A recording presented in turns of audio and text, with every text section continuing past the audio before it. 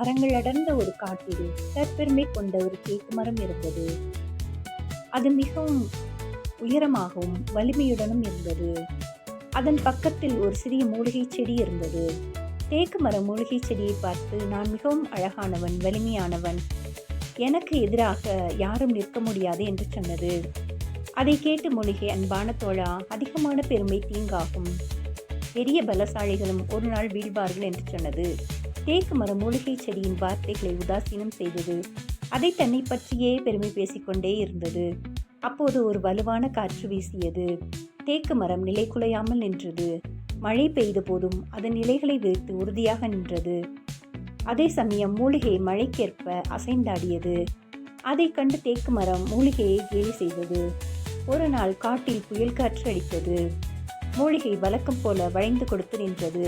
ஆனால் தேக்கு மரம் தன்னை தாழ்த்தி கொள்ள விரும்பவில்லை. புயல் காற்று தீவிரமாக வீசியது. தேக்கு மரத்தால் அதை தாங்க முடியவில்லை. அதன் வலிமை குறைந்து கொண்டே போனது. இறுதியில் அது சாய்ந்து விழுந்தது. தற்பெருமை கொண்ட தேக்கு மரத்தின் முடிவு அதுவே. புயல் நின்றது. மூலிகை செடி நிமிர்ந்து நேராக நின்றது. சுற்றிலும் பார்த்தது. விழுந்து கிடக்கும் தற்பெருமை மிகுந்த தேக்கு மரத்தை கண்டது.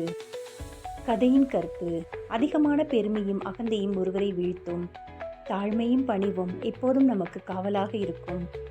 வாழ்க்கையில் வலிமை மட்டும் போதாது, பெருந்தன்மையும் பணிவும் அனுசரித்து போகும் தன்மையும் மிகவும் அவசியம். தேங்க்ஸ் ஃபார் வாட்சிங். Subscribe for more videos.